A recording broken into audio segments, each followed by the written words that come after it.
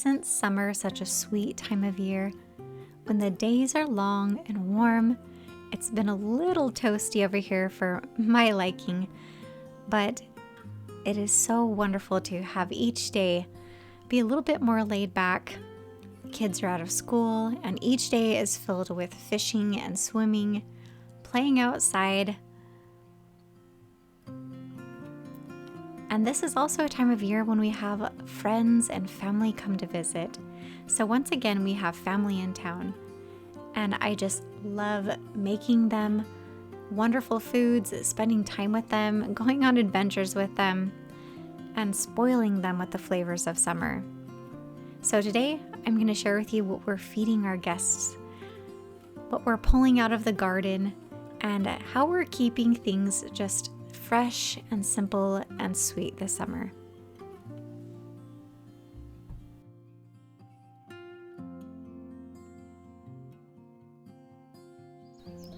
You can tell we've gotten a little bit laid back in the garden.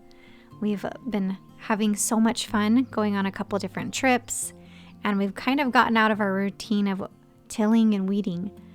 And the weeds are starting to take over. I always like to joke that Missouri's like Jumanji in the summertime.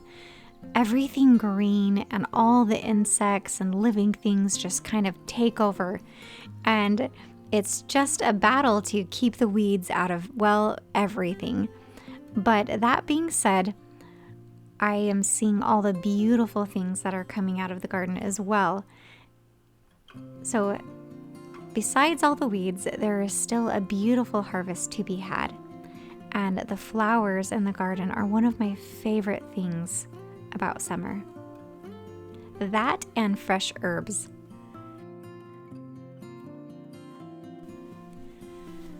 Herbs like basil, cilantro, and parsley, they love to be picked on a regular basis. So I'm always trying to find ways to throw them into my summer dishes. So today we have my brother, my big brother, and my sister-in-law in town. And these are some of my most favorite people to spend time with. And they live far away, and so we don't get to spend a lot of time together. But when we do, it's a special treat.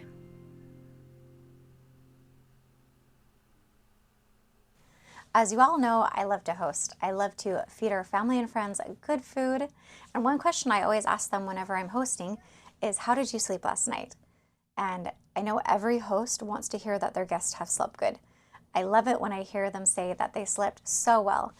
My brother and sister-in-law said that they slept better here than any of their Airbnbs and any of their hotels that they've been sleeping in on their trip.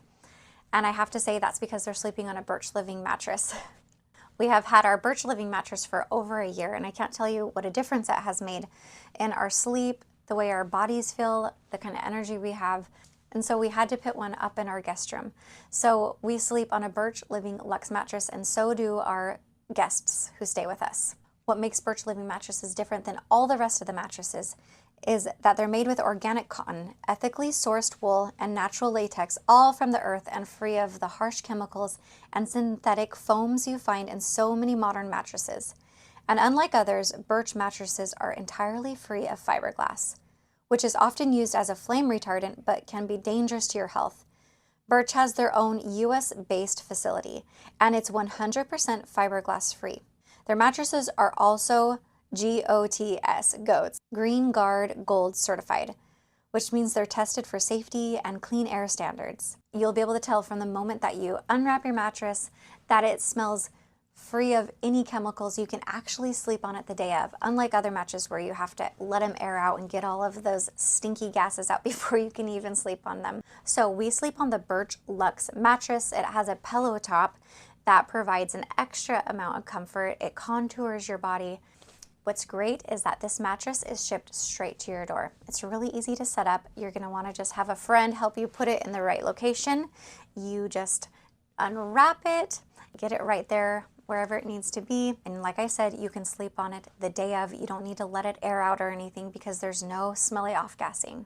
And with our 100-night sleep trial, you have more than 3 months to make sure it's the right fit for your home. But I guarantee you're absolutely going to love your Birch Luxe mattress.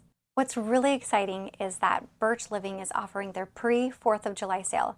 You can get 27% off plus 2 free pillows. But this offer only goes through June. Today is the last day. So in order to take advantage of this big sale, you're going to want to go to birchliving.com/pioneerhome and enter the code BirchPartner27 to get the 27% off. If you're past that date, don't worry. They're still running their 4th of July sale.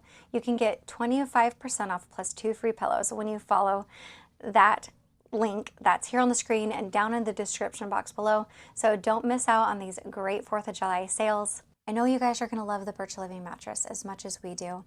And thanks so much for sponsoring today's video, Birch Living.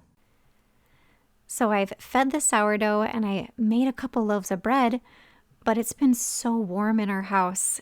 And so my sourdough fermented much quicker than usual. So I decided to make this last loaf into a focaccia because it was a little over fermented and I didn't think it would hold up well in a loaf. So if you find that your bread is fermenting quickly this summer and maybe it's been over fermented, go ahead and put it into a focaccia or maybe make some pizza dough out of it. This is just my country loaf that I make. I kind of eyeball it. In fact, I made a video a couple weeks ago titled Making Sourdough Bread Like They Did 200 Years Ago. And I kind of share my process there, and I can put that down in the description box for you below. This is a mostly whole wheat loaf. And after it does its bulk fermentation, and I saw that it was over fermented because it wasn't holding its shape anymore, I put some olive oil in this baking dish and put it in there to let it sit and get bubbly a little bit longer. Then I add all of my herbs and garlic and onions and bake it in the oven at 375 degrees for 20 minutes. Top it off with some Parmesan cheese and salt, pepper, and there you have focaccia. When guests are in town, it's nice to have bread on hand or any type of bread on hand, whether it's focaccia, English muffins, cinnamon swirl bread, just having some things to put on the table. And in the summertime, we are literally eating whatever's coming out of the garden. So lots of fresh salad, zucchini, onions, peppers, whatever it is. And we've got some steaks that are coming off the grill. We're going to have a fresh salad and a little bit of this herbed focaccia.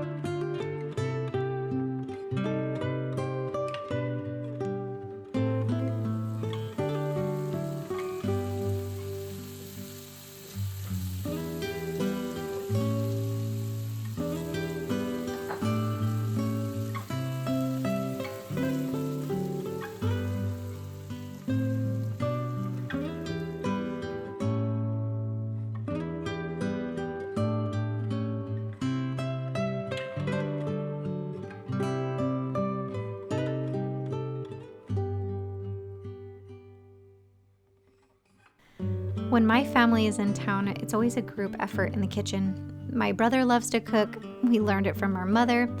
And so my brother is at the stove making some sausage with onions and some eggs. And I'm over here whipping up my favorite chocolate granola. I thought it would be nice to have some granola on hand for snacking or if anyone wants to have it with their breakfast. I'm happy to share this classic granola recipe with you guys. This is one of the oldest recipes that I have shared with you guys here on this channel, and it's so basic that you can change the flavors and the toppings and whatever you put in it. And today, of course, I'm making it chocolate, which is probably one of my most favorite ways to eat granola is with the chocolate added to it. And even better yet, if you want to add some chocolate chunks to it afterwards. I'm kind of a sweet tooth girl, so this is one of my favorite ways to have granola. So just remember to add the 4 cups of oats and the half a cup of oil, half a cup of honey, a pinch of salt, and then from there on you can pretty much add what other toppings you want. Some sort of raw nuts. I always add raw coconut. I like to grease my cookie sheet so that I can stir the granola while it's cooking and it doesn't get stuck to the sheet pan. But you're going to put it on a sheet pan and bake it at 350 degrees for 20 minutes and stirring in between that 20 minutes, making sure it doesn't burn on the edges, and it makes wonderful granola. This, my friends, is what a simple country breakfast looks like.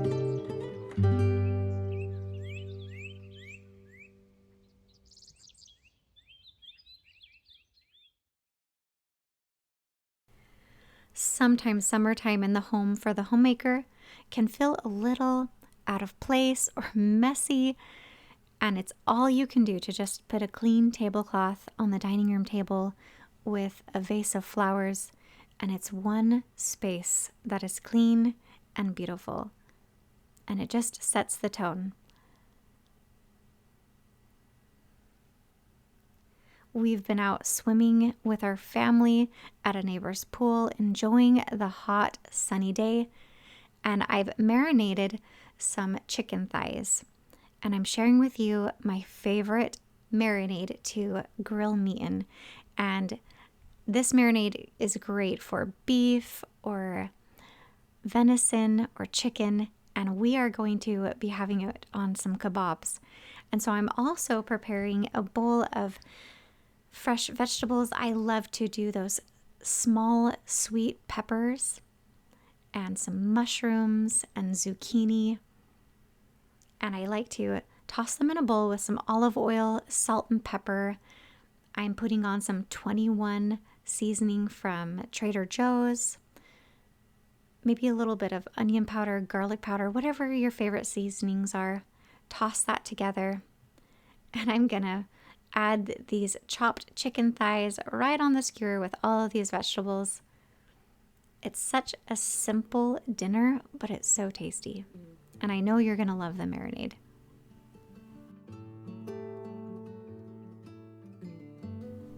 In this video especially, you see me utilizing the grill a lot throughout the summer.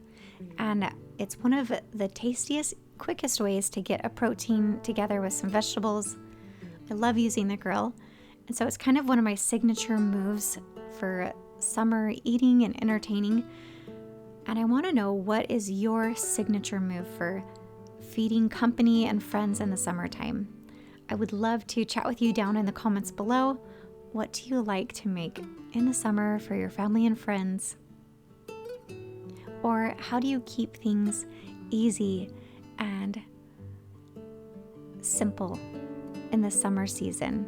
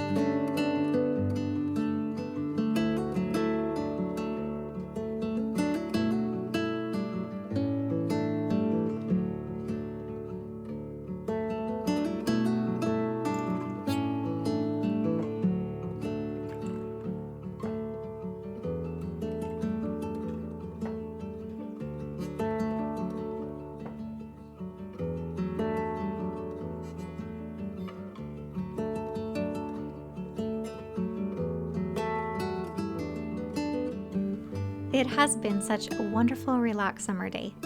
We've gone swimming, we've had a wonderful dinner, and we're about to sit down to a card game with the kids. But before we do that, I'm going to get started my favorite old-fashioned rice pudding. This recipe is so simple. You're going to want to make it all the time for your friends and family. It's 6 cups of milk, 1 heaping cup of rice, a half a cup of sugar, and a pinch of salt. And I also like to add a cinnamon stick to this recipe as well. And all you have to do is let it simmer here on the stove. Don't put a lid on it. The milk kind of evaporates. Pop in and stir it every once in a while.